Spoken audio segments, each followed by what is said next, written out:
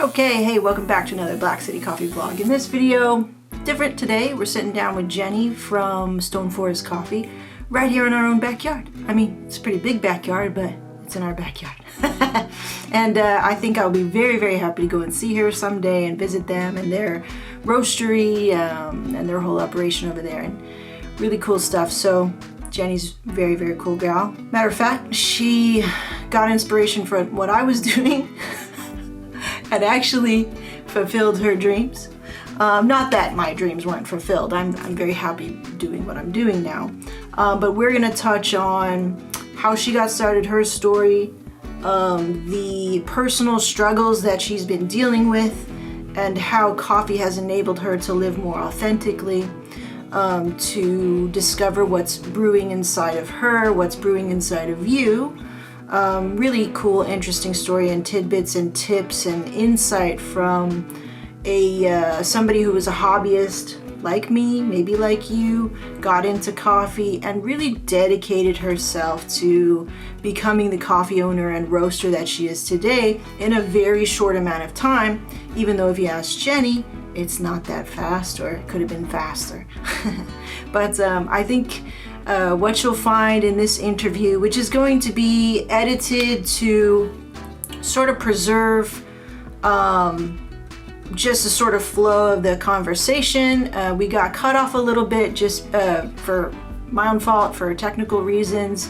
And so I've edited this conversation down, but you know, I'm really distilling, I think, what are the best lessons and maybe the most insightful things that could help you on your coffee journey. And if anything, just sort of lend a shoulder of support of, you know, hey, here's somebody else who's been down that same road. And I found that we really paralleled on a lot of the lessons and the struggles and the wins in her coffee journey, and I thought it was really cool. And so I can't wait for you guys to share and to meet Jenni from Stone Forest Cafe. If you don't coffee, if you don't know who she is yet, I will drop all the links in the description below.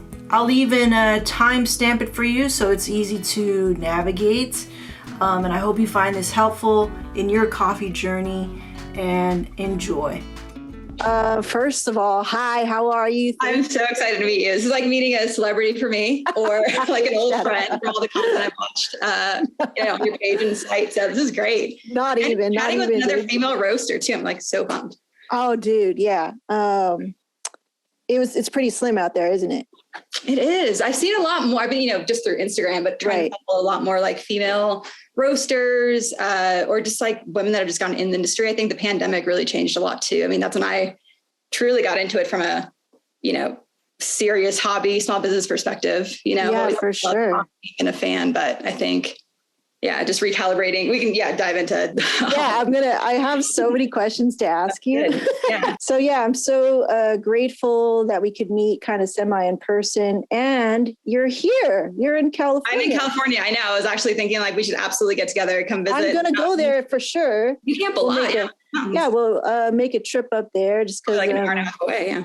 We're in the same county, and that's so nice. It's really comforting for a fellow like woman roaster to be so close to me. You're right around the corner. So I definitely will make a trip up there and get some of your coffee and support and all that stuff. But okay. So let's get into some questions. Right. All right. What were you doing before coffee? And is this part-time or full-time? So I would say I have 2 full-time jobs right now, because you kind of, with coffee have to do it full-time to really get things up and running. So I do have another job, entertainment advertising. So I've been in that industry for 12 years now, since 2010, like right out of college, like the semester right after, just started almost 4. And you're working from home? Is that? Yeah, working from home. So we can work from home and can continue working from home, which is great, because I was in Los Angeles. I was born and raised there, lived there my entire life. Okay. That was my other question too. Good. Yeah. So born and raised there. My wife and I could walk to work. I mean, it was incredible. We were just like right in the heart of Hollywood. We were, ready to buy a home, buy a property, and just LA prices are just so expensive. And we're like, I don't know if we want to put like, that and more. And we weren't even at the mountain to get a home there. So we're like, let's find a place to escape the city. We have like very busy lifestyles, like high pressure, high stress, always doing a lot of stuff. We need like nature. So I used to come up to Big Bear a lot as a kid. Yeah. And it was, between Palm Springs or like maybe the mountains of Palm Springs up. Like I love Palm Springs, but it's still, it could be kind of like an LA vibe and maybe a little similar, not the escape, quite the escape we needed. So we went up to the mountains, and like the minute we drove up here, we were like, oh, this is it. So we closed on our home a month before everything shut down. It was wildest timing. Like we closed on this is all really recent. Yeah, definitely. Making these recent. Really big changes. So leaving the city, going into nature. Yep. There's some challenges there, I'm sure. Right. Yeah. And then just like adjusting from working from home, like, our jobs are both very, collaborative. It's like open, office plans. You're always like in meetings and talking, collaborating with people. It's creative. It's, high stress and pressure in the mountains. It felt like we moved to another state, and then the pandemic hit. We were in LA for a little bit going back and forth, and we're like, let's see what it's like to just, be there for a couple of weeks. Let's try 2 weeks at the cabin and see how we like it. We always accidentally moved here because we came up here for 2 weeks and we never returned. We just like returned getting more of our stuff. Yeah. And we had like, friends stay at our place to like water our plants and whatever. But so the first decision was to move and be like, I like it here. I like the lifestyle here. Yeah. Okay. So then when does the decision to go into the business of coffee out there in the mountains? Because obviously like the whole mountain thing, we have Stone Forest Coffee. It plays thoroughly through all your branding and your messaging. And I'm like, take me there. I want to go camping. Yeah. Right? Like that's the colors and the brand and the vibe and the feel and the emotions. So when was that? So you just moved. Yeah. So we moved to the mountain. Pandemic hit, a lot of free time. We're really playing it safe. And like, still do. I feel like the last month we're like, okay, it's, we're getting there, but still like played it safe. We were just in our cabin in this like beautiful new environment and just had a lot more like energy and space. And we were just like, I was just very more like calm, but wanted to, get into hobbies. And I've always loved coffee. I've gone through a couple like really expensive espresso machines. I have a separate grinder for espresso versus like, I pour over drip, all the equipment. I always loved brewing. Ever since college, I would only try and get small roasters, local coffee shop coffee. I always try to avoid the chains. People say, oh, coffee snob. But I'm like, no, it's not a snob. It's like, once you understand like how many flavors there are and, all these like the nuances and like art of coffee, it's like, you're an enthusiast, right? But I was like, what else can I do with coffee? I kind of set up my brewing station, my home brewing station. And I love that.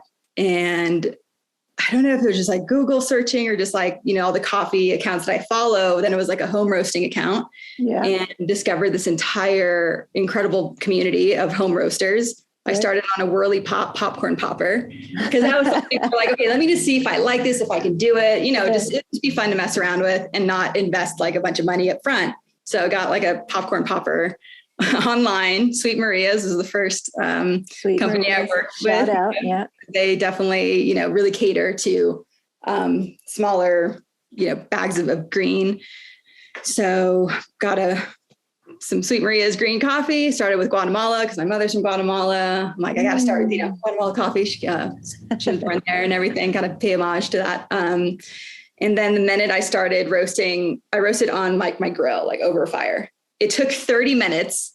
It was like a 30-minute roast. What did that taste like? I was there. I think I was, I'm like, how fast do I, spin this thing? And it was just, I don't know. It was really incredible. That's cool. But I still got so light. I was like, I lit up by it and like seeing the change and like smelling the difference when it's going from, green to yellow to roasting it and having it done and like getting a little mason jar of like, I roasted that.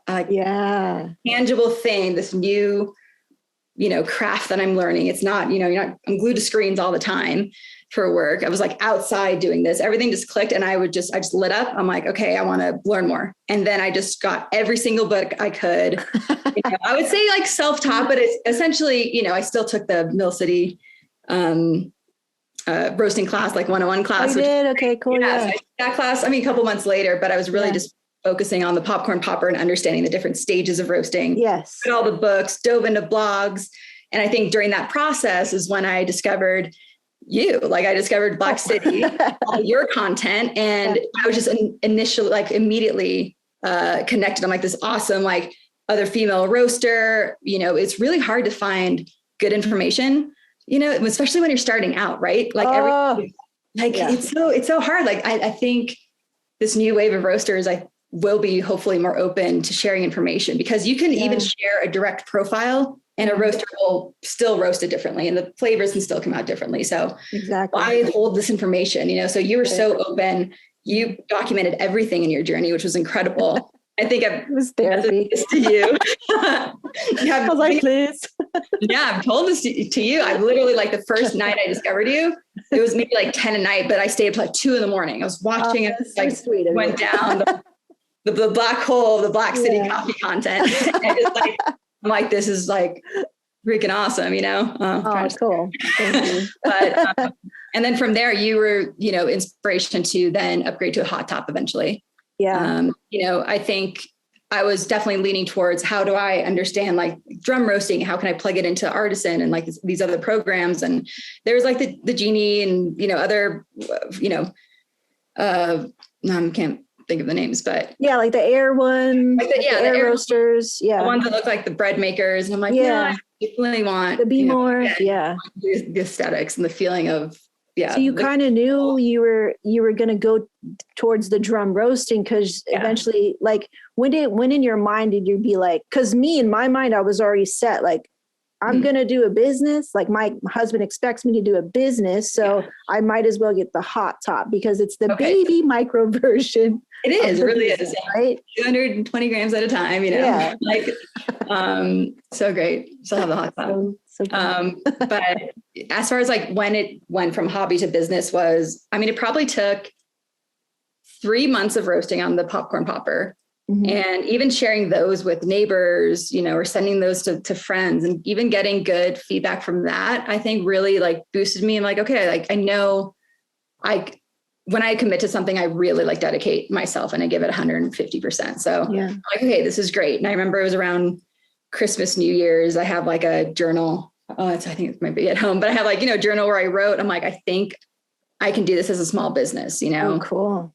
And again, it just like, I was just so excited by it that if I were to like continue learning the craft and make it worth it, I'm like, I need to make this a business. And I know that, there could be hobbies that you just enjoy as a hobby, but I've also been doing entertainment for 12 years, and it's, I do love it. I don't know. I never plan, what's going to happen next year, the next 5 years, you can have loose plans, but things change so much and life is completely unexpected. Right. I think the pandemic really taught me that, to recalibrate life and my priorities. And I'm just like, if the business is successful, awesome. It would be a dream to do that. I've always loved coffee. Never thought it could be like a business, but just started slowly, like just little by little, then it's like, I didn't think about where the business could be.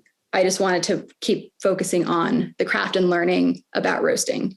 Got it. So it was really just, upgrading to the hot top, really understanding. Then I can make like profiles and learning the curves. And that was a whole other, huge step, as now like with all the roasting books, I'm like, okay, now I can apply everything into practice. You can read as much as you want or go to webinars and classes, but you can't really do that much on the hot top or on the popcorn popper, even though I had a little thermometer and I was still trying to do my charge time and like, everything that I could, but it wasn't quite the same. The hot top was really that push of like, it's an exciting thing. I think I could, do it and see what happens, even if it stays small. It's something that I can control too. The volume is something you can control, which is great when you're starting out as a roaster. It doesn't have to be this giant, splash and launch of a company. You can still start very small. Very small. Yeah, for sure. So it wasn't intimidating then to do it that way. Yeah.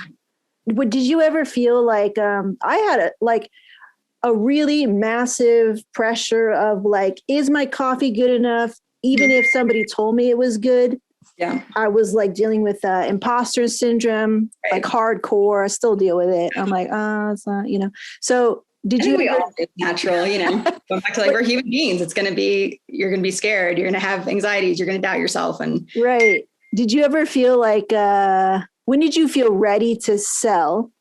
Like, I can charge money for this. And did you ever doubt if your coffee was quote unquote good enough? And good enough, like, did you change your definition for good enough for me to sell or good enough for the customer to say yes to it and pay for it? Because those are two different things. Right. I think I know from tasting other, small batch, some micro roastery coffee, I know like what really good coffee can be. Right. I knew I wasn't at that point yet, but I was still sharing it with friends and family and getting this great feedback because they're probably just used to getting pre-ground coffee, the big chains. And then like, I know it's better than that. Yeah. It's honestly, like for me, it was like, I said. Yeah. People are like, this is so incredible. And I'm like, I know it's not, because I've tasted, this coffee, I know how many flavors and, the main goal, which still is a huge goal of why I'm doing this business, is to open the door to specialty coffee and just be kind of this vessel to discovery, because I think a lot for people, to enjoy better coffee because it's such a big part of so many people's lives. Got it. Like this amazing ritual and something that I've loved. And I just think a lot of people just don't know. You don't know what you don't know. If you're like, this big chain is like the best coffee and it's great. It's what I have every day. And then the minute they try something that is small batch roasted or from a micro roastery, and then their whole world just like opens up. You're like, I had no idea coffee. I didn't have to add like 10 pumps of syrup and sugar and milk to have all these flavors come out of coffee. You can have it like, there's so many characteristics, of these, beans from different regions and countries. And there's just so much to discover. But I think if you don't have access to it, or if you're not looking for it, you don't know. So, and I think a lot of coffee can be pretentious. Yeah. And I wanted it to be just accessible and something that everyone can enjoy. It doesn't have to be intimidating, just like these small steps into, opening up your world, because it really just fuels your day. It fuels your passions. It can fuel like so much. Yes. But when I was launching, like going back to what I was probably, even photos, I can tell like, oh, these are like definitely like overdone. I was never doing light roast. I thought I was like dropping, a lot earlier. Me too. These are definitely like, definitely veering into the medium dark roast. So people are still enjoying it. So I'm like, okay, people are enjoying it. I'm getting this feedback. Let me just keep going. I'm not going to expect myself to be at this level from the start. I'm still, years away from that. But as long as people are enjoying what I'm doing, I'm going to keep going. Got it.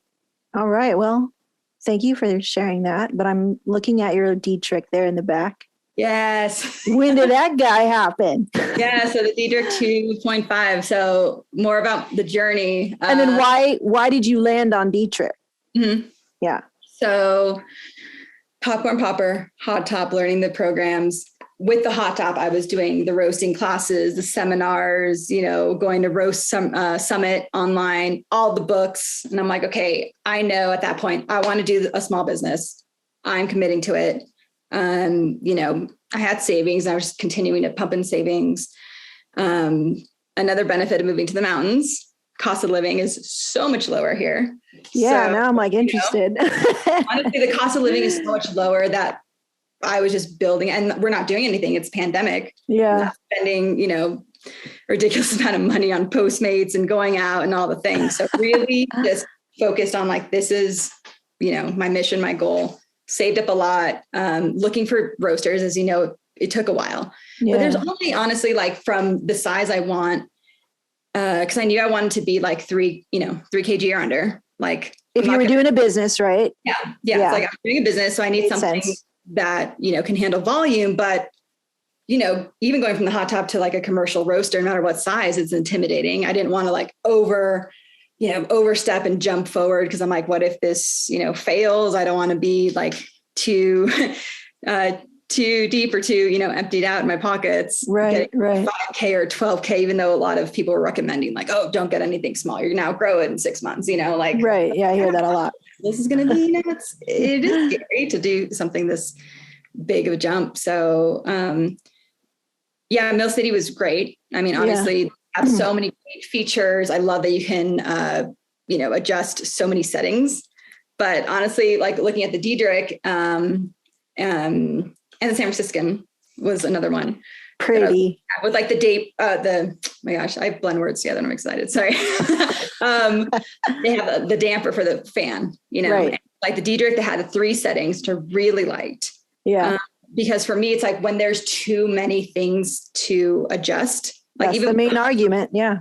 I'm like, oh, then I get so deep into like the data and experimenting that I wasn't like launching a roast, because I was just like refining and like, let me try this. There's so many different factors that you can adjust that I'm like, honestly, having the airflow be like 3 settings, like helps, I could really focus on, just like gas control, have 3 levels of airflow, and aesthetics is a big part of it, Yeah. This was made in the US too. So I thought maybe if there was any sort of like repairs or parts that I needed, might be a little bit easier to find. That's a good one. Yeah.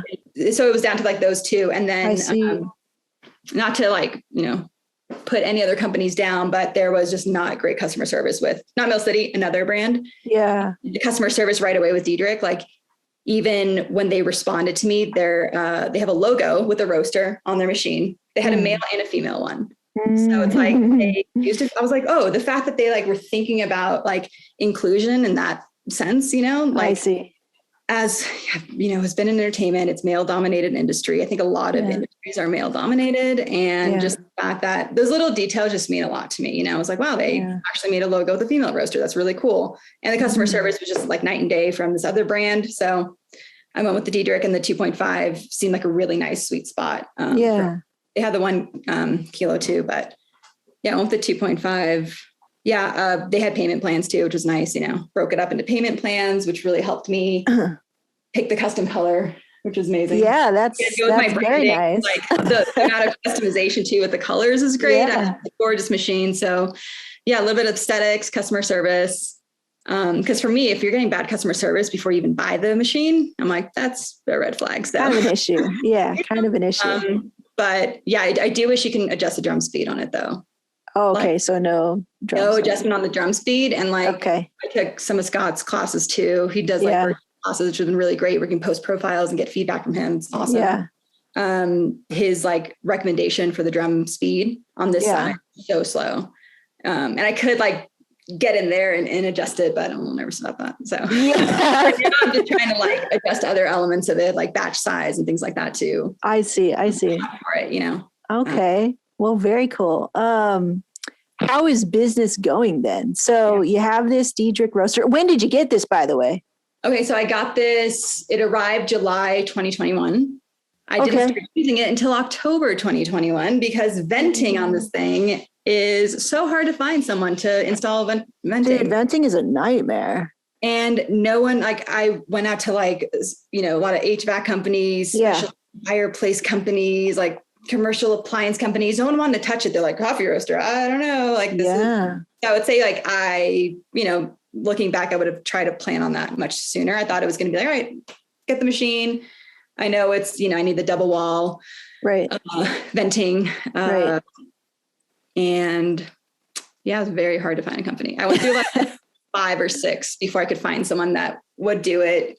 Got the recommendations from Detrich too about like what I needed, but they had like manufacturer partners that make the actual venting. So like we had to connect with them to really make the plan and for the space specifically and measure things out. And then you're in a space that actually allows coffee roasting, which I found out in my little tiny smidge in foray into like looking for a spot. I was like, this is freaking nuts, man. Like it's so annoying in that everybody's like coffee roasting. Oh, like don't touch the roof. Like don't touch anything. I know. Yeah. It's like to have someone, I am so lucky again, I'm jumping out of order for this, but we actually wanted a space to do our day job. And, it was really hard to work from home and needed to get out of that space, out of our like kitchen table, living room, bubble. And it was really affecting like our mental health. We're like, let's look for a small office space to work out of. So we actually found this spot. It's like a 3-room, like office area, but it's 2 doors down from a coffee shop. So so it's already zoned. It's like they're already okay with it. Yeah. Okay. Zoned for this. Cool. We initially were renting it to do office work. I mean, this was even before, this was in my popcorn, roasting day. Oh, so you had the space first. Yeah, we had the space first. Yeah, I was like totally out of order, but it was like working from home, needing a spot for mental health. I was at the time starting to get into roasting, and this was just going to be an office space. Like, honestly, my wife and I were like, oh, like, could we open up like an art gallery? We're really into like art, and we collect a lot of street art. We're trying to find like other uses for the space, maximize it. Yeah, possibilities. And you're like, oh, like that'd be cool to bring, like kind of street art to the mountain, and just kind of exploring what that space could be. And then once I started getting more serious into coffee roasting, this back room, they already had like hookups for like sinks and things like that. So I was my God, so lucky. What about gas? Did you have to put in the gas? Dedicated line. So I, put in probably like $8,000 in renovations for this. Ooh, wow. So it was like really good, committed, like I had, that savings. Actually, that's not bad. Yeah. So eight for all of the improvements then. Yeah. The improvements, like, not bad. Tile behind that. I needed the fire department to come by and check the venting and like making sure that everything was like kind of fireproof, tile on the floor, sinks, Is it a natural gas or it's a propane? I did natural gas. Okay. Yeah. I thought propane's so hard to find on the mountain. Like even for my barbecue, like places are always out. So I'm like, I'm not going the propane route. So it already had a line for you there to just hook into? They pulled it from the main line, which was coffee shop. And then they ran it like all the way down and then like up around the building. Were they nice about it or were they really like stickler and kind of? No, they were actually really great. And like, honestly, I would shout out Lulu Bakery is the place 2 doors down. Michelle and Mike are the owners there. And then the men and I said like, oh, I want to do coffee. Like they were excited. They were so they helped you out. That's cool. Yeah. And they've been such an amazing support. It's like the best spot on the mountain. Yeah. Like moving up here, I'm like, there's no like specialty coffee. What am I going to do? I think that was why I thought, oh, let me just roast my own, I think maybe that was another, kind of like a hole to fill, like a, it's like, I can, continue to ship and, I ship beans from all over because I always wanted to try coffee and new roasters, but I'm like, let me just try like roasting myself. Like there's a hobby. I needed a hobby. I love coffee. Put the two together. Didn't think it could be a path. And then the minute I did it, it just like sparked and I'm like, oh, this is incredible. Wow. So what is the total investment then to actually pay for, if you don't mind me asking, all the stuff that you have now? Like you're rolling now. Yeah. It was not that long ago, like literally. Yeah. I started roasting like almost 2 years ago. So I've only been roasting for like a year and 9-10 months, but it was 3 months into that process where I'm like, I want to do business. But from I want to do business to when I launched in October was 10 months of preparation. 10 months of preparation. 10 months of saving, 10 months of building the branding, renovating the space, buying the roaster, like figuring out getting an LLC, the seller's permit, like all the things, right? I just really I'm like, I'm going to commit. I'm going to do everything. And it took a while. I thought initially, I'm like, oh, this will take a couple months. It's always longer than what you think. Actually, like as you're saying, like the most important thing that I'm hearing right now, because like what you did in that amount of time, I think is relatively quick because there's so many hiccups that you can run into, which I ran into, which I think played into why I was like, nah, this is not for me. Besides all of the like technical stuff that you can run into, but the emotional stuff, like the fact that you committed and you said like, I'm doing it. Like, let's go in 3 months. Right. So for me to say I'm doing it, I was still kind of like, and whatever. And I think that is the biggest, thing that needs to be checked off first. That way, all those things can sort of just like kind of fall into place because you're already mentally there. Yeah. And like having that commitment, recalibrating priorities. It's like, what do I want to do? Like this time that we have here is so, just have to follow like what you really want to do. And it's so limited, isn't it? Yeah. It's easier said than done, right? I know a lot of people could say like, yeah, just like quit your day job, follow your dreams. But the reality is there's bills, there's life, there's a lot of, commitments that might be hard to, truly follow. But if it's not for, another business and, means of income, at least find something that you enjoy doing. That's a break from the grind of like that. Yeah. The career, the full-time job, there's so much, you have to carve out time for yourself. And that is really important. You can also just do something with no, money benefit too. You can just enjoy knitting and I finally am okay with that with coffee. Yeah. Yeah. I'm like, I can just do this. Yeah. You can just like, right. Exactly. And not worry about profit. Right. And I had, you tell your entrepreneurial mind, because obviously I hear your entrepreneurial mind for sure. Maximizing spaces. Like what else can we do? Right. Yeah.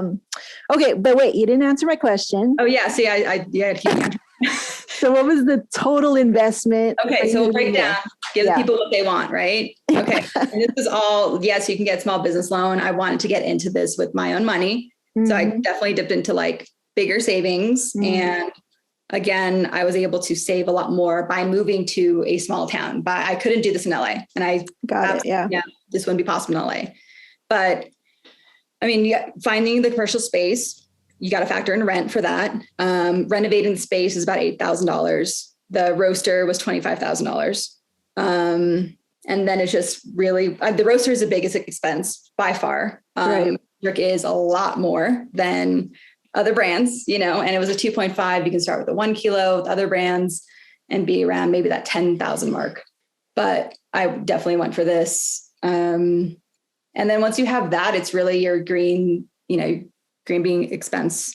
And that's kind of constant too. Right. And, it's like I buy 3, I go through Genuine Origin and La Bodega primarily because they have 65 pound, bags. La Bodega's 44-pound bags, which is great.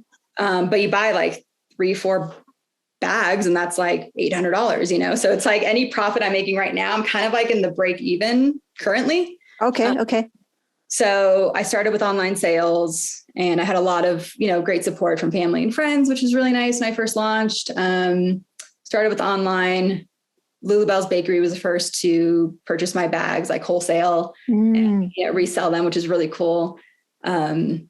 Because I wanted to bring better coffee to the mountain, but I don't have a storefront. I didn't want to open up a coffee shop, but it's hard to get those beans to local people on the mountain because shipping is so expensive. It doesn't make sense for someone to pay $8 shipping when it's going to go a mile away. So it was really getting into Lulu so that people locally can, enjoy the coffee.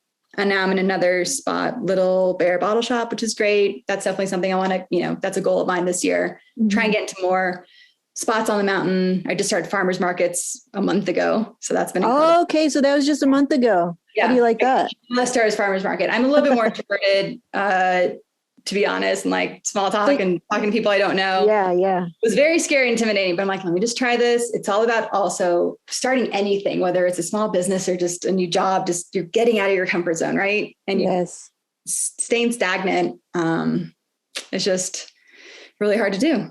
It's comfortable, but where's the growth, So you gotta, luckily my wife has been such an amazing support and is that like amazing motivator, just like try it out. I started it as, do consignment. I'll just drop off bags and like they could sell it for me because they had like this general store set up where they were going to do tea and kombucha and some cheeses. So like, we would just love to sell your coffee.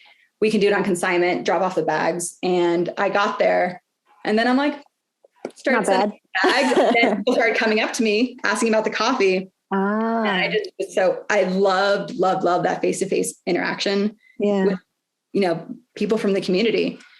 Talking their ear off about my coffee, how I'm roasting it, where it's coming from. I'm roasting it locally and running springs. And then I just stayed the entire time. It was like, I just accidentally stayed the whole time. I sold like 20 bags, which was awesome. Oh, cool. I was like, this is great. And so I've been doing that once a week and that's been really nice and steady and honestly like good volume. I'm at like 25 to 30 bags a week now. Wow. Okay. So I think in the summertime, that's probably going to grow. Yeah. Slowly, each week I'm setting up my table a little bit differently. Yeah. But I love, that I can interact with the community, have this be, the goal is to have this be got to get my, weekly bag, like locally fresh roasted coffee. So farmers markets have been great. But even with that, 2 retail stores and online, my online sales actually is the least amount right now, to be honest. Really? So yeah, it started out as like really hot. I definitely have incredible people that come back and, buy my recurring, customers. Thank you. Yeah. I'm thinking about doing a subscription service. Yeah. There's so many ideas that I have, but, really wanting to be mindful with my energy and bandwidth, because even before getting into coffee, I always push myself, burn out, stretch myself too thin, try and do too many things at once. So getting into coffee was something that, was hopefully maybe could be something that energized me when I get drained by something else. Right. So it becomes this, I want to still enjoy it. Right. If it becomes this like burnout kind of like chore and I'm dragging my feet to do some things, and like, I'll rethink it. But right now, everything surrounding it is just like lighting me up, energizing me. But I also have to realize that things take time. It's, and it's just you. Marathon. Yeah. And it's just me. It's a marathon. It's not a race.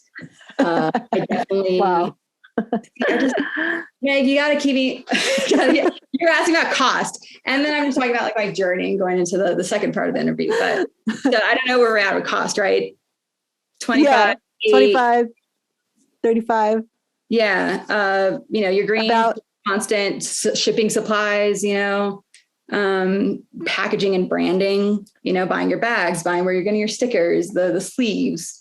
I was really into like the aesthetics, and I love my branding and packaging, so but cute. I know I've spent too much on my packaging, like that's a cost right now. I'm like it looks really, really expensive. $240 a bag.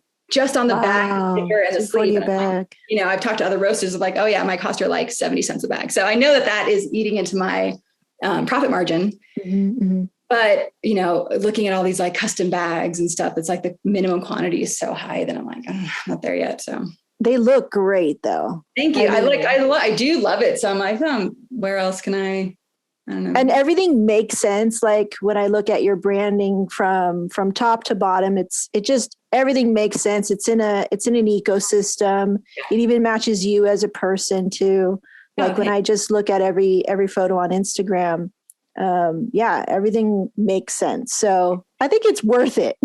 Yeah, I think it's worth it. And that's something where it's like, I think the bag and, that is speaking to, I'm like looking at my bags right now. It's like the voice of. They're really nice. Yeah. Not that you like at one look, you look at the bag and you should get a sense of the personality of what the brand's about. Right. That's like kind of your first, but talking about my packaging and branding, I don't do that actual design and illustration work. I wish I did. I creative directed it, but I worked with Kika Mack. So definitely huge shout out at Kika Mack. She is an incredible artist, illustrator from Wyoming. I was searching Instagram. Now, I'm veering off into another subject, but shout out to her. How do you find someone to work with, right? This is part of the business. Hey, it is. Yeah. You design your brand. Yeah. It's a huge part of it. It's like the face of what you're doing. You can have incredible coffee, but people are going to be attracted to that label, right? It's like when you're looking for a new wine, it's like a lot of people oh, that's a cool label. It is at first, maybe you pick it up for a cool label. If you don't like the wine, you won't return. But if it's a cool label and it's a great product, boom. Oh yeah. Yeah. Return. I was searching Instagram again, Instagram's such an amazing connection to so many different industries and creatives. And she posted something that was tagged, women in design, women in graphic design. I immediately just fell in love with her style, her color palette. I'm like, if I could actually make the illustrations, this would be the style. It's exactly what I had in mind for Stone Forest. So I reached out to her. I made a pitch deck talking about myself, brand, what I want to do. I asked if she would design the logo for me and a couple roast illustrations. And she was really excited about the project, said yes immediately. And, her and I probably worked for about 4 to 5 months on logo design, the packaging, going with the sleeves. And That's a really solid amount of time. Yeah. It's Yeah. quite some time. Probably maybe too much, but that falls into, that perfection paralysis of like all about the details and just. Are you perfectionist? Sure. Oh yeah. I definitely fall into perfection paralysis where it probably holds me back on some progress because it's hard for me to let go or to put something out there. Interesting. That isn't to that, quality that I feel like is. But you've made so much progress so quickly. See, to me, I thought it took forever to launch. I'm like, so it should have been faster for you, huh? Yeah, maybe I put that pressure on myself, or maybe it's the industry that I was in. But I think it's quick. Yeah. Right? It's like I want to be so proud of everything I do, and I'm starting to let go a little bit and learn a little bit. Like I could show you something on my backyard blend that no one probably noticed, but it drives me crazy. But I'm learning and growing as a person of like, am I going to pay again to get these, sleeves redone? Yeah. Is that worth it? It's like, no, like just put it out there. You can always improve it.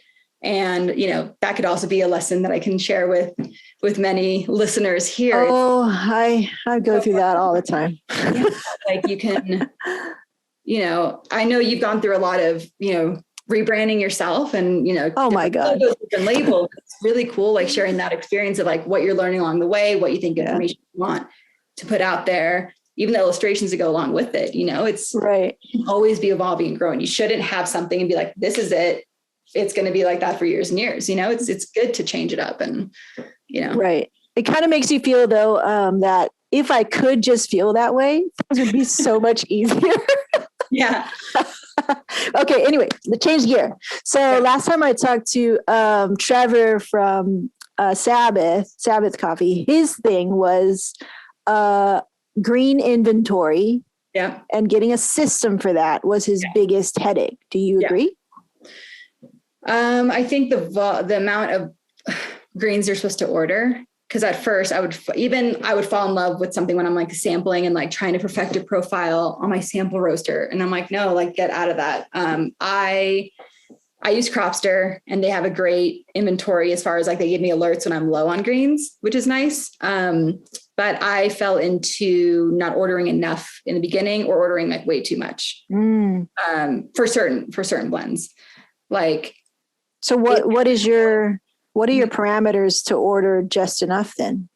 To order just enough, I kind of go with, honestly, the minimum amount for my packaging sleeves, because that's 250 minimum, right? Okay, yeah. That's a 250 minimum. So I'm like, okay, how much greens do I need to make?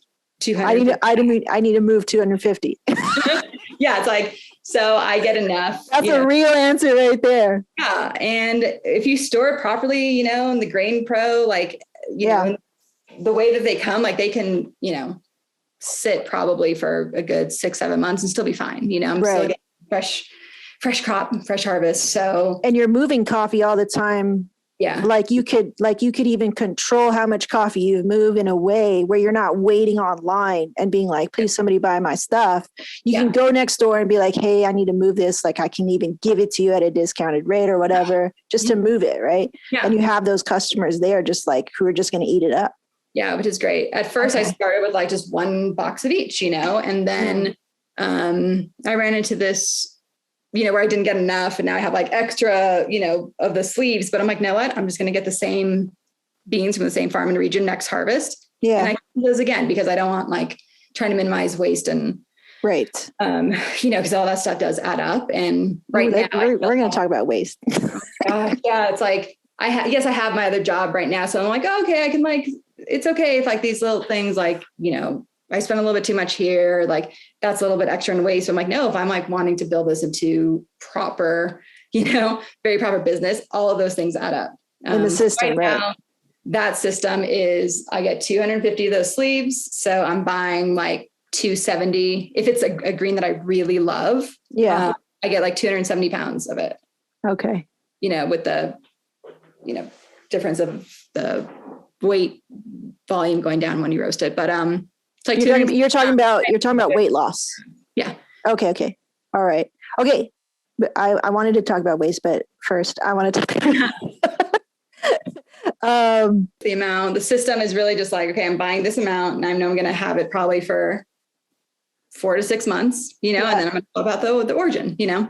And I only have right now, I just launched Backyard Blend, but I started with 3 roasts. So I'm also like not buying a bunch of different greens at different amounts. It's like I really spend time in the sample roasting and what I want to offer and like seeing the flavor profiles within my, menu, making sure it's a nice range. Okay. So you spend a lot of time in the sample roasting which leads me to the question I did want to ask, which was, how are you choosing your green? Is it based on a coffee philosophy, like your end product, or is it based on your own personal love of like certain flavors? I know that I've gone back and forth with that where I'm like, shoot, I can't choose. I'm gonna just try to serve both. You know what I'm saying? So like, I'll get the Brazil, I'll get the Vietnam for them. And then I get the anaerobic crazy ass process for me. Right? So how do you do it? Well, my love started with espresso. So espresso was one of the first things barista. I dialed in, right? I was like, I got to get my espresso blend down. For sure. First love. And then as far as, I just want a good variety, like I wanted to start and launch. I started with 2 roast, then I brought in a 3rd and now just a 4th. So it's really just the variety because I want something for everyone, like there are people that love the super light fruity roast. I'm finding, especially on the mountain, a lot of people are like, I like dark roast, dark, which honestly, even my espresso, I say it's like medium dark. Because for me, and that's something I'm going to be open towards in the future of like actually having a true dark roast blend. But for me, I'm like, no, I'm asking I'm asking the flavors, but I know that. That's so funny. I'm saying the same thing. It's like a true dark roast. Like I'm like, it's a medium dark. And it's a medium dark. It's my medium dark. It's great with espresso. It's my boldest. But some people are like, I want it like so dark. And maybe I'll get there eventually, but that is like my darkest for espresso. I wanted a medium, kind of super balanced, which is what I actually tend to drink probably daily. Okay. But you put in milk in your espresso drinks. My espresso. Flat white is my go-to. Like 2 shots of espresso, 5 ounces of milk. That's it. Where you can still taste the coffee. Yes. It's not super diluted like with the milk. Like I still get the flavor of the coffee, but it's just. What kind of espresso did you dial in? Is it a fruitier espresso? Like Klatch has their 5 espressos and they're going that way. They're fruity, like they're they're layered, right? And then I go with the chocolate. Okay, you go chocolate. I go with chocolate. My Mr. Fox is caramel, chocolate, a little bit of almond. It tastes like if you were to get like a mocha latte. Okay. You're getting those flavors like just with the espresso and the milk, and everybody can love that. Yeah. My wife is a good tester for that because I always have to make her like mochas, a lot of the caramel syrup when she's, enjoying her lattes. But when I was sample roasting and like experimenting so much with whatever my espresso blend was going to be, gave it to her and she was like, oh, this is so good. I'm like, there's no syrups in that. She's like, no way. She's like, it tastes like chocolate. I taste it. And that was like, I get hyped when I hear that. I was like, she's like, seriously. And then she like kept, like sharing that. And that's cool. Like a little a single person focus group. And she will tell me if she doesn't like something either. Like she's very real. She won't just be like, yeah, it's good. It's good. Like she's very. Partner's got to be real, man. Yeah. Just like really. So that's my espresso. But actually, what were we talking about? Oh, how do you choose green? Yeah. A lot of sample roasting, again, probably for perfection paralysis. Like I was sample roasting so much before I launched my company where I would fall in love with them. I'm like, that's it. I got a nice, good profile. I know what the potential is. I was sample roasting, actually trying to make profiles on my hot top, and that was definitely not the right approach because I was like, all right, let me go buy my big batch. Oh, it's sold out. Cool. That happens so many times. So I'm like, all right, let me just sample. I've changed my sample roasting cupping procedures to say, okay, I need just like the general sense of what this coffee is, knowing I'll still dial it in further. And that's a big one. Yeah. All the different levers of the flavors, like experiment later, but still commit to it while the greens are still there. Like that's been a big thing. I'm still kind of figuring out of like, okay, I'm ready to buy more. Still, even with or like Guatemala, for example. Yeah. I bought like a good amount of boxes and then I was like ready to buy more. And it's like, oh, sold out to next harvest. So in my head, I'm like, all right, I got to think like, what am I going to replace it with? And then, I'm getting better and faster at sample roasting and making the decisions. And again, not getting so locked in. You got to let go. You just got to make a choice. You can always do it. So that's definitely a big learning that I've done. But I want it to be a wide range, especially at the farmer's market. It's great to talk like, this is my light roast. It's fruity. It's going to be a little bit lighter body, unexpected flavors that you might normally associate with coffee. Medium roast down the middle, nice like milk chocolate, but a little bit of a fruit finish at the end as the coffee cools. It's a nice introduction into like different types of coffee if people haven't experienced that. And then of course, Mr. Fox, roast for espresso, but a lot of people enjoy it like drip or French press. You can enjoy it any which way. Yeah. And it's cool just kind of giving those little like tips about coffee. A lot of people are like, oh, these are espresso beans. And it's, people think like it's a different type of bean for espresso, not understanding you can brew it any which way, any which way. Yeah. And through espresso. So those little like tidbits and like, having people learn new stuff also gets me. That's fun too. Yeah. And just like opening the door for people too. I'm going to go to your Instagram. I have something here. You said your tagline is to enjoy better coffee and discover what's brewing inside of you. So I think this is cool to kind of lead into the more like qualitative stuff. I think we talked a lot about all of the numbers and things like that for all y'all who are interested in numbers. Yeah, was there more? You probably have to do a lot of editing with my rambling. Apologies. It's all good. It's all good. I want it to be as natural as possible. Learnings in every step of it. And it's not just roasting is the core part of it, but the rest of the business of green merchandising, sampling. How are you going to curate your menu? Like what kind of flavors do you want to do? And I would also suggest, and I think as you probably learned, as you mentioned, if you're only making coffee that you enjoy, it's like you're probably missing out on a lot of, the potential market, right? So you got to kind of explore out. And it's also challenges me as a roaster too, of like trying different levels and pull out different flavors and that might appeal to. Yeah, going dark. Like still not quite there yet. I'll get there maybe. I know. I still feel really like, like I can't. I might try dark with like Brazil maybe, but decaf, coming out the decaf soon. Decaf, so, might pick your brain on approaches for that because you get it. I've never done commercial big batches of decaf, so I'm really curious. You'll nail it. It's similar to like a natural. Okay. Yeah, it's sensitive. That's all. Okay, good. Yeah, you got it. And you're like, okay, I got you. But yeah, so I think when I was reading this title and this little tagline, I was just kind of, going through all of your things over the last couple of weeks. Enjoy better coffee and discover what's brewing inside of you. Like to me, that says a lot to me already when I just stop and think about it and I slow down and I think about what that means for me. So what does that mean for you? And how is that sort of like permeating through the rest of your business and I guess what your message is with coffee? Yeah, I think, figuring out the why and what the story is, right? I think we're all storytellers, in our lives. We're living it, we're the main character of our own story. And this coffee journey was more than just trying out a hobby and starting a small business. For me, I really wanted to connect to my personal life too and think about all the kind of big shifts in my life. A big shift was in my late 20s. When I came out, that was something that I was suppressing for a long time. I was married before, went through a divorce. Wow.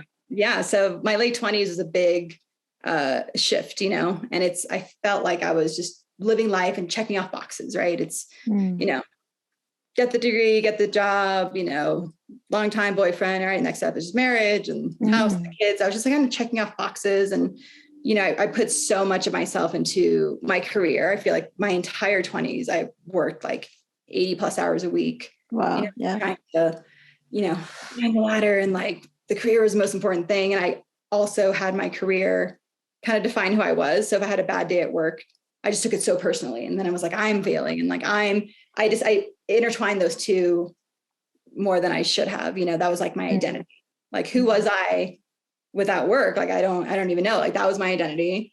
And I was also, looking back, I'm like, oh, it's because I was also suppressing a lot of things. So I kind of dove into, being a workaholic for too long, because there's this other part of me that I didn't really, listen to or validate. Yeah. Yeah. Like, so when that happened in my late 20s, that was something that it was really like, being brave and doing something for me, and like not doing things for other people. Like, what do I want to do? What is my path? This is my life, Yeah. And yes, I came out, divorce. So in my little like story blurb, it's, our journey started when we started living authentically and following what energized us. Like, that was also a part of the story, because, it really is like living for like yourself, like living authentically, and then following what energizes you. I think a lot of people want to chase the money, chase the, status of life, and maybe want to do things for other people because they think like, oh, this will make me look better because this is what I need in society. And there's all these, labels and things you think you want, and pressure, even from social media. That's all changed everything. I won't get too that, but it's also like, if you took all that away, what do you want to do? Phones didn't exist. Like, if, people weren't judging, or you didn't think people were judging you for what you were doing or how you were living, like, put that away, like, follow what energizes you, And so that was one part of it. And then the second part was getting into coffee, so into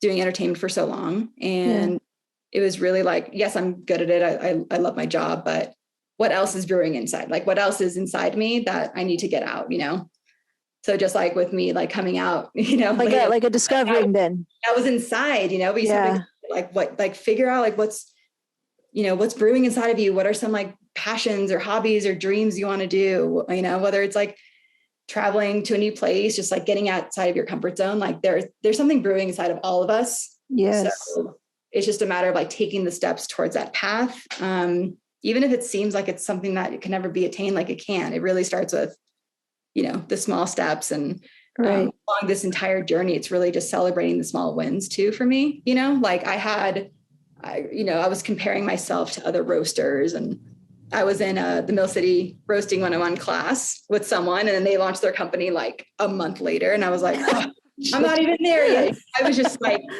comparing myself to so many people, as we do, not only with coffee, with probably anything in life. Right. And that's just a thief of joy, right? Comparison is a thief of joy. So I was in the comparison game for a while, but I'm like, everyone's going to be on their separate journey. We all have different things we want to do.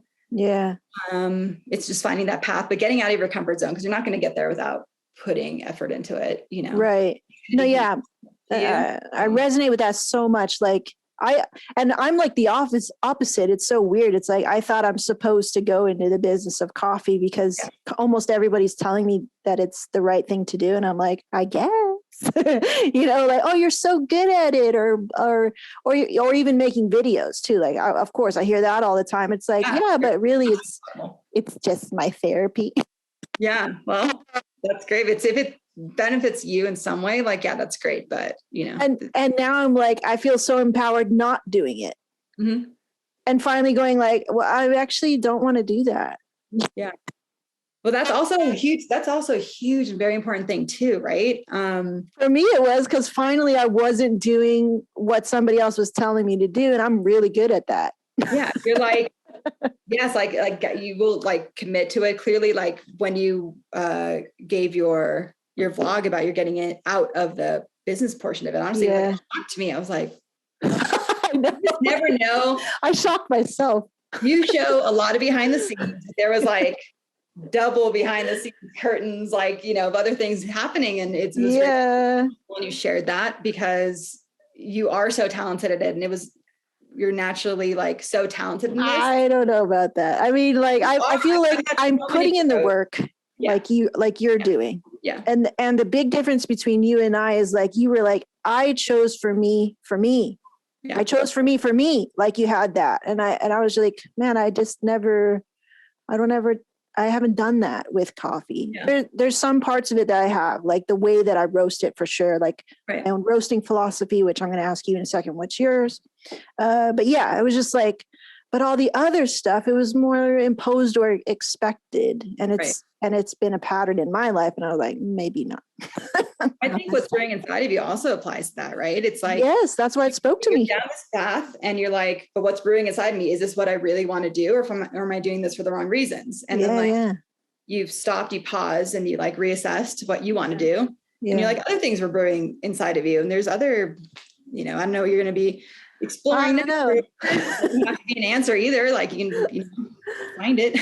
I don't know. Yeah. It's to discover and I love that tagline because it did make me stop and pause. And I was like, And I really love that it's encouraging one to just be introspective, self-introspective, and just like pause and see what's up and like just check the temperature. Because it's so easy to just go. You're a goer, you're a doer, So yeah. Okay. That was a big part of it. And honestly, like enjoying better coffee, having that be a discovery is one part of it, but really you can get great coffee from so many places. I think that like just sharing my story, my experience is all I can do, like it is wrapped in this coffee business, which is also a passion of mine, but it's intertwined, it is my story and why I got into it, and also like coming out later in life too. It's like, that was brewing inside of me clearly. I love that. That's so cool. Out of your comfort zone. And then you grow just exponentially. Like I grew so much after that point. Then I was like going in my mid 30s now. And it was like, all right, I've been doing this, one career path. Is this going to, make me happy for the rest of my life? Is there more that I can do, even if it's for a hobby, just going after it and exploring. You have to at least explore it, right? Yes, that's what I felt I had to do too. Even though I was unsure, I was just like, I'm going to give it a good, I still think there's going to be maybe some great, I don't know. You never know what can pop up. You never know. Yeah. It's like me and like the question of children. I was like, you never know. You never know. And you can step away from this for a while, just do it, back to learning the craft and perfecting the craft and doing it as a hobby. And then you never know what's going to pop up. Like something could massively pop up and then it could be a career path again. Who knows? I don't know. Yeah. I'm open to it. I'm open, but for now it's like, it seems like the choice, I guess, to take and like, and like you said, it's like to just live authentically, I think that's just, I need more practice in that. Yeah. Okay. So what is your philosophy to roasting coffee? Do you have one? To actually like the craft of it. Like when you step up to the plate, step up to the plate of roasting or, it even starts when you're buying green, but there's this whole process, right? Yeah. Like for me, I'm not going to share it here because you probably heard it already a million times in the videos and people can refer to that. I want to know yours. Like when you step up to the plate for roasting and you define that for us, what's your philosophy? What is your ultimate, like big, because I know roasters, when they go to roast, they're like, all right, let's go. And so they have some internal monologuing or whatever is going on in their brain or their heart. And they go and do their thing and they create this thing, right? So for everybody, it's a little different, but also I think a little similar too. So I just want to hear what's going on in your brain and in your heart when you step up to the plate to roast. Yeah, when I get up to roast, I'm just stepping into this world that like I truly love and I can get lost in. Like I don't think about anything else when I'm roasting. I get in there and I just say like, okay, I want to like really take care of like the product that already went through so many hands, so much hard work, went before it. So now it's like, okay, I'm one part of the entire journey from, harvesting the coffee cherries to then roasting and then to where they're going to be, enjoyed at the end of the day, like in your cup. So I'm like, all right, I'm kind of like maybe in the middle, right there. It's a very crucial part that you can, honestly have super expensive, like geisha bean, but completely like ruin it, in a way. So I'm like really just that ritual too, of like knowing that I'm, one part of this like wider journey from this little bean to what, fuels people and to hopefully inspire people. Right. Yeah. I just honestly, I just love that I can forget about everything else. And I get into something where I feel like it's my therapy and meditation, like I just get so kind of like in the zone with it. I get so at peace. I can roast for hours and hours, and I'm like, oh, okay. Definitely is like, physically can be exhausting, but it really just like clears up my mind. I can focus on this, taking, care of something. Yeah. And I know at the end of the day, I hope that what I'm making is just, it's for other people to enjoy too, like, I don't drink my coffee. People think I, constantly drink my coffee and only my coffee. And I'm like, honestly, usually I'm drinking other roaster coffees at home. I'm the same way. I'm like, I don't want to drink my inventory. Yeah. So, just knowing that it's gonna, hopefully like inspire someone else, and like kind of that, not responsibility. I would say that's maybe a little bit too heavy, because it's also still something fun, but yeah, like I'm just so proud of myself that I'm doing something that I love doing. And this is for me and for other people's enjoyment. There's not like so many layers of approvals or, corporate politics I have to worry about. And, like, it's just, it's like, it's my time. And I know I just am proud of everything I've done so far. Awesome. Yeah. How does it feel doing two things that are kind of pretty different, but kind of same in that you have the, you can bridge the gap between the advertising, the marketing, the imaging, the branding, and that sort of mentality that goes anywhere actually. But then you're still working this other job. Granted, you're still working from home. I could totally relate on that. Yeah. Do you ever find that you're losing kind of real estate in your brain, even though coffee fills you up and gives you energy? It does, but it's also like I'm doing 2 full-time jobs, and how's that? It's hard. How you doing? The last 2 weeks ago, I roasted till midnight, to hit farmers market, points, because it's like I'm working my day job and then I'm roasting, usually like 6 to 9 is my roasting time at night. And I have to make sure that I'm still, not burning out, because of course I always spread myself too thin. I have to reassess like my roasting schedule. I'm not being consistent on that, to be honest. Like some days I'm like, there's other, you're running a business. Yeah. I have to also focus on roasting is one part of it. And I think that there is just so much else that you have to just account for with your time. So setting boundaries too, and making sure I'm having time with my wife. Cause I got into this too. Like, I was going to say, how does your wife feel about? She's like so supportive. But you're going to succeed because like your mentality is there. Your wife is also completely supportive of you. Yeah, that was, I mean, yes, my husband supported me. Yeah. You can just say that. All right. But like, it's in the actions. It's like in what you demand or expect of somebody and all of the like, in between. And that just wasn't there for me. And I'm not complaining. I get why, Yeah. So I just see like the big difference. There's so many things that is the same for me with your experience that you're telling me. I was like, dude, yes. But the fact that you made that decision for you, I think that's the thing. I think you're going to make it. I think you're going to accomplish, not make it, but accomplish what you want.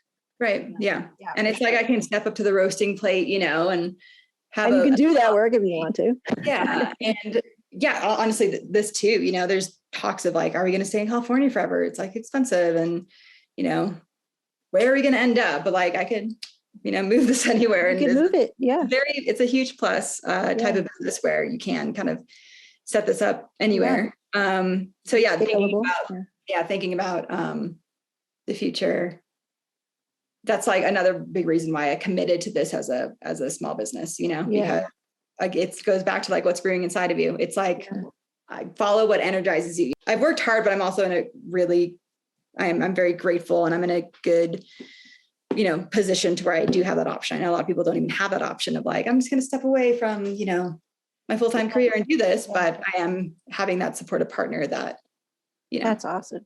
But building this thing, I mean, I'm very passionate, excited, and optimistic, and I can, I'm like that all the time, but there's so many breakdowns. There's so many times where I was like crying and doubting myself. What am I doing? Even after I, committed to buying this big machine, 25. Like, I don't know if I can do this. And like, check out to my wife, like she's been amazing, but I always do this where I'm so invested into it. And then I really struggle with anxiety and just these fears of making that big jump into the unknown. Right. Cause I it's like the steady, what's known and familiar is comfortable, going to something where you don't know that what the outcome can be is terrifying. And there's been so many times I doubted myself, and I would get overwhelmed easily even building this thing because, lists help. But when you're like looking at all the things you have to do, from renovating the space, like buying all the supplies, doing the business side of it, getting the separate business account, LLC, the seller's permit, like everything was so huge. And then you're like, where do I start? And there were so many times along the process where, it's not, it's scary, but it's also like, I just get overwhelmed, and then I shut down. And then I'm like, I don't know if I can do this. And then I didn't want to let that passion burn out. But it really is just celebrating the small steps. And I would always be too hard on myself, of course, but I would, do one thing, like, okay, like I decided on the green I want to buy, hey, I bought some shipping supplies today. And then it's like, just celebrate that, because you go 6 months, 9 months, 10 months, you look back and you're like, oh, wow, if I wrote down everything I did, it probably would like blow my mind. But in the moment, it doesn't feel like that. Yeah. In the moment, it's like, I was terrified along the way, and like, should I be doing this? Like, is this going to even be a thing? Should I just like roast coffee for friends and family? Like, why does everything have to turn into like money? But maybe, maybe that's how I was raised, with like, you gotta, make the money, but we're like, no, just, so it's your own anxiety or own overwhelm and handling. I mean, you're doing everything. I know, like, it seems like I'm great, but inside it's like, I put this is what's happening inside my brain. It's always like, so is team building going to be a part of your, ways to get around that? Are you thinking about building a team? Are you thinking about helping yourself out? Maybe if I do this, if I get to the point of doing it full time, but right now, like, my volume is low enough to where I can do everything. Okay. How many pounds a week then? Or a month? Well, like the farmer's market is now my new like steady amount. And then the coffee shop in Little Bear, like they do like one refill a month. And then my online sales fluctuate, that's where also I freak out, it's like big Black Friday sale or like big weekend. And then there'd be a couple of weeks where I sell like 1 or 2 bags, and I'm like, I'm not going to be done. I can't get a job. I can't do it. And got it. But how many pounds a week I'm roasting? Probably 40 to 50. Okay. Yeah. Yeah. I get that question all the time. So I'm sure they would like to know. 40 to 50 pounds a week. I roast like 2 days a week right now. Okay. But I know that if this is something I want to pursue and grow and get into more shops up here, do more wholesale accounts, do more farmers markets, that's where the roasting ratio will be like, okay, I can roast 3 to 4 days a week, and then do other business, growing things. Honestly, farmers market like changed everything. I'm so glad that I started doing it. Okay. It was incredible. Like, I was just blown away. Like, boom, like 20, 30 bags a week. And it just started. It hasn't even hit summertime with those farmers markets popping. Like, that's going to be a big growth path. That's so funny. Like almost like, I don't know, maybe farmers markets or like 2 days before I decided, and I called it. I was just like, I'm done. But like 2 days ago, I was filling out paperwork to do farmers markets. Okay. Yeah. But so I was just like, but that was when, I had a really I was still hanging on to that sort of like people pleasing mentality that I have. And I was like, oh, like I'll do this because it seems to appease, so-and-so. And then at the end, I was just like, no, I'm just, friends and family. That's it. And you're still online, right? You're still going to sell online. I mean, it's there, and it's for people really to like, if they want to show support for like info that they maybe get inspired or learn from on YouTube. But honestly, like I'm writing on all this inventory, and it's just leftover from what I got when I was in that business sort of mindset or trying to be, right? What was the main goal of like getting into coffee? I know you like shared a little bit of it with the main goal was to leave weddings. Okay. Our wedding photography business so that I could scale it and then find a model that we could duplicate and scale, build a team, have that team do like the roasting. I wanted to be at the cupping table and making content. That was my ultimate. And that's what I'm doing now. Right. So I'm like, cool, I'm doing, yeah. I just want to cup. I want to create cool roasts. I want to roast coffee. I don't want to be a salesman. I never was a good salesman. Okay. But I want to make content and I want to help people and inspire people and educate people. And like all the other stuff, like the business side of it, like we've toiled and struggled already in our wedding photography business. We put in the time, just like you, about 12 to 13 years in there. I'm very good at what I do. I don't exactly love it or am passionate about it, but it pays our bills very well. As passionate, pays your bills, but comfortable, very comfortable with, and we struggled so hard together. We sacrificed so much together as a couple. We sacrificed our relationship a lot of time for the business. And so now it's just like, I think I owe it to myself to just do what I want to do and have fun. I'm in my mid 30s now. And I'm like, I think I want to try and focus on things that are not always like the answer is because of money. Yeah, exactly. Right. And if we don't have to worry about money and, we've got it over here, fine. And then I can just do coffee for fun. Mm-hmm. And when orders come in, it just feels like a really big hug because maybe most of them see my videos. That's why they're buying, or their friends and family. And so it just seems like a hug from far away because we live in Cowtown. Mm-hmm. So I never see anyone. And we work from home. So again, we never see anyone. So I'm always here at the house. Yeah. So it's like that fits us for now, for the most part. So that was why. Yeah. Yeah. So it's like similar reasons, right? It's like you want to get into something new that could be. We thought it was the answer. We've done this 4 or 5 times. Yeah. Oh, really? Trying to jump into something else just because we had some frustrations with the wedding industry. But I think that kind of is a tell like sort of thing to our own immaturity, like, not really honing down and just fixing what are the issues over here. That's different. But yeah, like, can't we just fix the problem? We're still going to have these problems if we don't fix them. The problem is us, like how we are. That's what I think. I don't want to be too judgmental on him or but I think that's really what it is. And we'll come to terms with that when we have to, I guess, because that's how he is. Awareness is huge. Like if that awareness and that clicked during this process too, like that's only going to improve and get better, like just having that awareness. It was probably a blind spot for a while, Oh, for sure. I love us for that. We're fickle and we're children and immature that way. Like the decisions that we've made together, and we have a pattern. Like we're comfortable in how we like to operate. And I'm like, I just need to accept that. You know what? We do this a lot. Okay, so let's just call it what it is. Yeah, let's call it what it is right now. And it'd be different if we lost our business. Okay.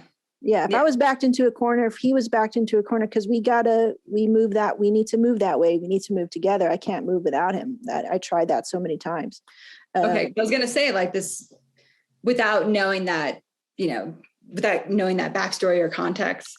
Yeah. Like, no, this is all you. Like, does it have to be, could one stay with wedding photography, you build this up or partner we with certainly tried, we tried. But the fact is like, I won't be able to leave because my role over there is so intricate, I guess, and nobody wants to take it.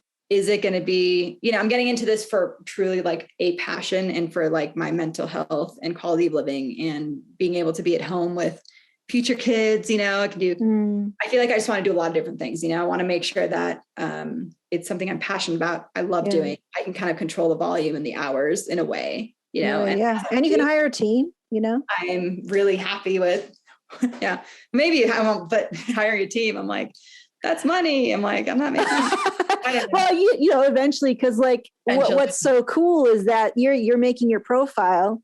And you're going to be able to teach somebody how to operate the Detrich or whatever, roaster that you have there. And you go, this is my profile, follow it. Right. Whereas like with us, it was like, nobody can be him when he shoots. Nobody. And nobody can be me when I do my thing. Yeah. And that sucks.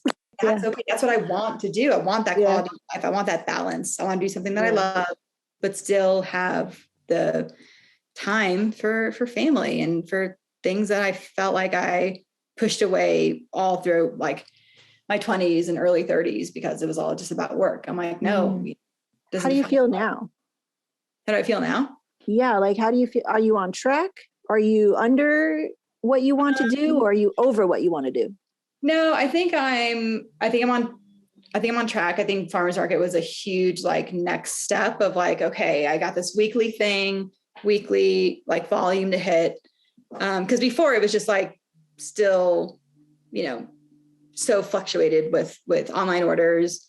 And then with the volume that I'm selling to a couple shops up here. And I know that I haven't also really put myself out there, and that's going to be also scary, like kind of cold calling in a way. Like for a while pre-farmers market, I felt like my volume was so low that I'm like, I don't know how this thing is going to really grow to be like full-time thing. I have ideas of what I want to do, but I need people to also like buy it and purchase it. And I have a lot of, great support, but I'm at a point now where it's like another step into out of my comfort zone. I got to start, hitting up these little cute home good shops and more local restaurants for wholesale accounts, like putting myself out there and being vulnerable, it's not just going to all come to me and like, oh, I'm just going to sit back and like, everyone wants my coffee, just come on down. Like I need to, plan a strategy around like, okay, like making little samples, going to places in person, introducing myself, like how can we work together, trying to sell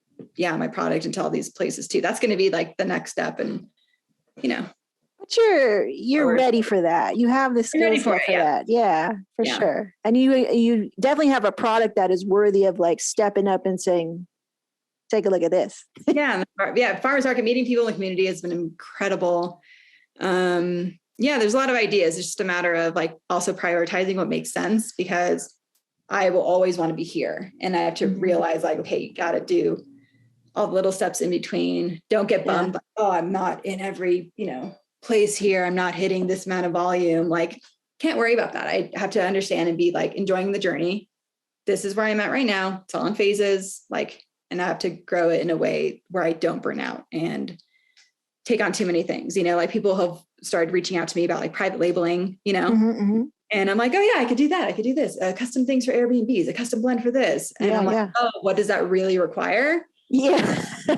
I'm like, oh yeah. What does that really require? Yeah. Like, what does it require? Like you get excited, but it's also like, I'm one person, people that are listening that are starting this up, like going to be one person shop for a while, one person business. And I don't want to overcommit to things or get too excited and not deliver at the quality that I want. So I'm also like, it has to be a slow process. I have to be okay with that and not do the comparison thief, Comparison thief. Yeah. Okay. So, but I feel comfortable in what I'm doing right now, have a plan on how to grow it. I'm just trying to, Have you changed at all? Like, I feel like I've gone through a massive change from when I started roasting to now. Have you gone through any sort of change from when you started to roast till now? I think, well, one, I just want to say I have seen the change in you, even just as a viewer, as a fan, like I've seen perspective. I really have seen so much change, not only in like the brand and how you, build up, like diving into cupping more and like, but going from just doing single origin to like even blends. I know for a while you're like, no blends. And then you're like doing blends and you're just, again, being more totally different. Yeah. Growing and like your content just gets better and better. And your coffees just have gotten better and better. And you just have seen like the investment that you put into it. And then how you also personality with like being more open and not like, you're not being as rigid, like maybe I was a purist. Yeah. Yeah. Purist. And then you're like, no, like there's actually so many more possibilities when you blend these two things together. And like, what does that look like? And you just open up a lot. And I feel like I've maybe changed in a way where my confidence has gone up a lot, like I feel more confident like doing this than I have in entertainment, even though I've had great success there. It's always just like, I phrase things in a way that is very like diplomatic and You have to be is like mindful. direct and like comfortable with myself. And this, I'm like, I feel great. I know that I'm, good at it and I'm learning, and it's okay to say that I don't know everything, like I've been more humble in that way. And I've also changed in a way of letting go, because I feel like I put such a high pressure myself with my, the marketing world and advertising world, where here I'm like, I have to let go and know that I can evolve, and it doesn't have to be like the most perfect thing off the bat, because that's only going to hold me back, Yes. So I think that's been really great too. And honestly, just again, boundaries, How so? Life is precious. And it's like doing coffee has also helped me set better boundaries, like honestly at work too, like in this new, like having this better self-confidence and energy. And this has also helped me be better at my other role too, of not pushing myself and taking on too much and burning out, because if I'm burnt out, I'm not going to be the best that I can be at home, at work, at coffee. One of the best pieces of advice I've heard, I did a post about it recently. You can't pour from an empty cup. Mm-hmm. So it's like, I know I can't be my best self if I don't take that time to slow down and, just constantly have a billion things to do and having to do it at like, everything doesn't have to be done at once, and it can't, and just really being more like proactive and in planning my next steps versus like doing so many things at once, being more focused, has helped me reach maybe milestones faster than, just trying to do, because I can, shut down or get overwhelmed. I struggle with anxiety. I have ADHD, which is a superpower, but it also like can get to that point of like not listening, to myself or doing too much at once. And I've also really needed to separate, like when I'm doing Netflix stuff, I'm focused on that. When I'm doing coffee, I'm focused on that. When I was trying to blend the two worlds, because they were so, it's easy to do working from home, trying to blend all the different, jobs and initiatives and home renovations and all the things, like that's where I just like would shut down. Cause I can do so much at the same time, but I'm focused on, I have to like compartmentalize a little bit with my day to day, if that makes sense. Like it's impossible to do that. There is no multitask. I was functioning at that point, functioning, quote unquote. It's switching. It was not working. I can't, it's hard to switch gears, Yeah. So it's like, I, have to carve out and dedicate time to all the different things going on in my life. Cause there is a lot, For sure. And that's just helped me. So that it's helped me being a small business owner and figuring this out. Yeah. I've just grown up jumping into the unknown and like getting out of that comfort zone, Awesome. Okay. Yeah. Comfort zone. Or getting out of the comfort zone. Yeah. I think what we could sort of end on for our viewers here is maybe for somebody who's wanting to get into the coffee business, we've heard a lot of advice already, but what was one thing that maybe surprised you weren't expecting, and that, you would happily give this to somebody, or this piece of advice that surprised you or you weren't expecting? I mean, just that there were so many more to make this like a proper business, so many more steps into the like legal aspect, legal financing, right? Because I mean, of course you can, I could roast on popcorn popper, sell it to friends, they can Venmo me. But which is great, you can obviously do that. And there's different levels and paths to do this, all with the love of roasting.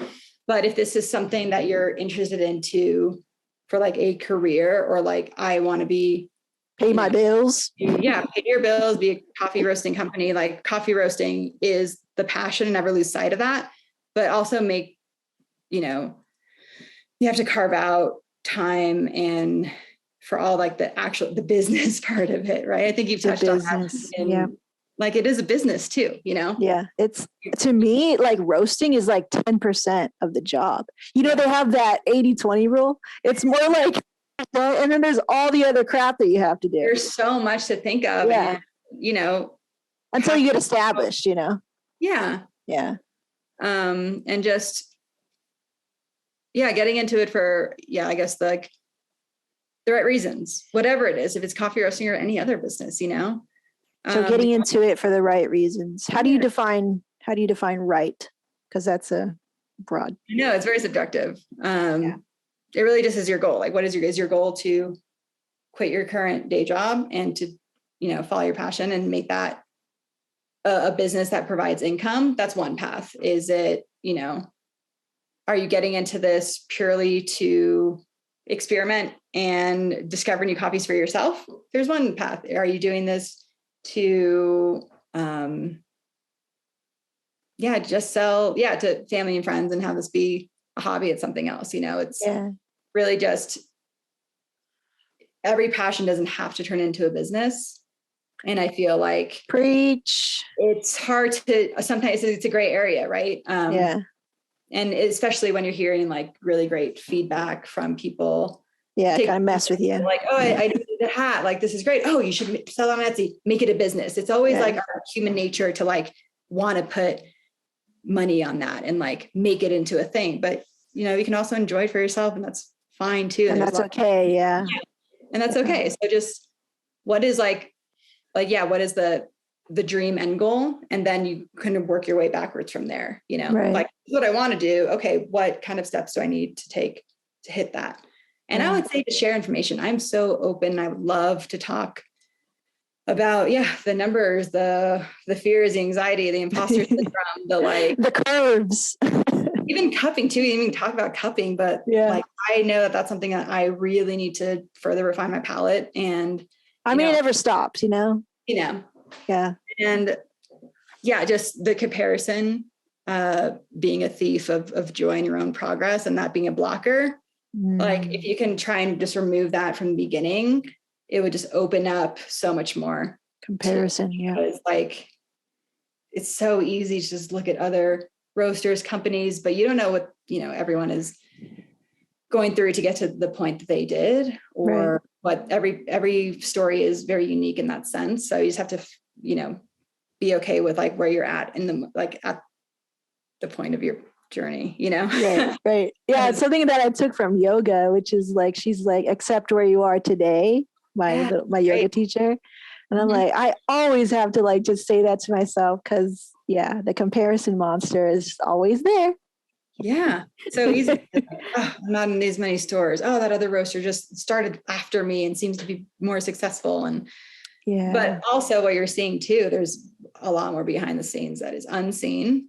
Yeah. With everything. So it's, like so true. Slow down and like celebrate every little step, because before you know it, you'll be at this point and looking back and be like, oh, I did all of that. That's incredible. And like celebrate yourself. That's true. That's true. Well, thank you, Jenni, for this. It was so good to learn about your story. There's more, I think. I'd love to go and visit you and have a little coffee and chit chat about the first marriage. Yeah. Oh my gosh. Like anytime, like I'm going to give you my phone number. Let's talk more. Oh yeah. Let's do it. And you're very close. Like that'd be so cool to do more. We're in the same county. Like, let's do something. It's the biggest county in California. You can drive all the way to almost to Vegas and still San Bernardino County. You're like, what? Okay, cool. I know. So we came from Orange County, so we're like, who is out here?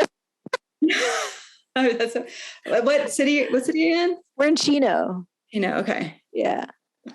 Anyway, seriously, come up. You can like help me because you've taken like so many cool like cupping classes. Help me better. Dude, let's cup. Let's make content. Would you like to do that with me? Yes. Come on video and do content. And that's something like all the content creation, photography stuff. I'm like, I'm doing it, but I'm like, there's so much I want to do. Yeah. We can partner up together. I have so many ideas of like these little education videos about even just brewing and about coffee in general. But you're going to get there. I think that's a key thing that people are sort of missing when they ask me, hey, I'm thinking about this, and I'm like, after that and hearing that and going through what I went through, it really comes down to like what you're ready to suffer for, like passion, like what are you going to suffer for?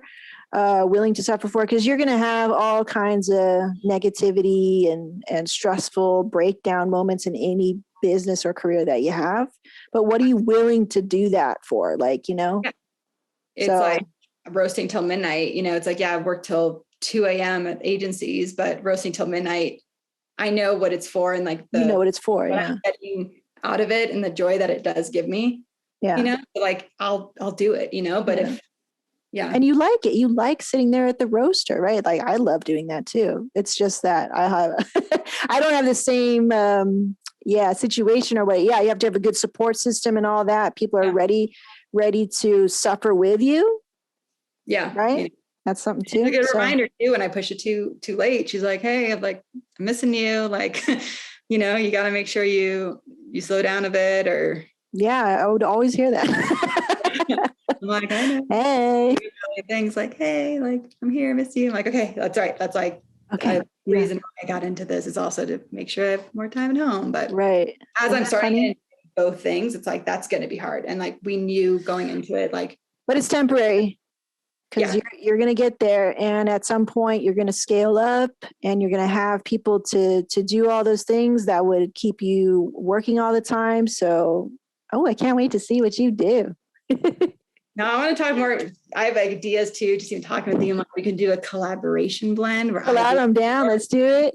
You do see? I've seen that before. Have you seen that? Like 2 roasters and then a collaborative. Hell yeah! Let's do it all. Thing. So many ideas. We're so close. We'll make it happen. Yeah.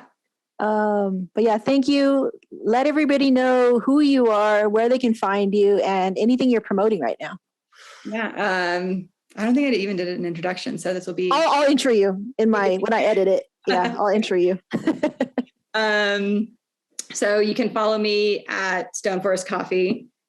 My website is stoneforestcoffee.com. Instagram handle is just at Stone Forest Coffee. I'm coming out with decaf soon, which I'm very excited about. And my lumberjack, which is a roast that always supports female farmers. It was Guatemala to start. It's going to be Colombia next, women's co-op in Colombia. And that is going to be released probably in the next week or two. So really excited. Awesome. Thank you, Jenni.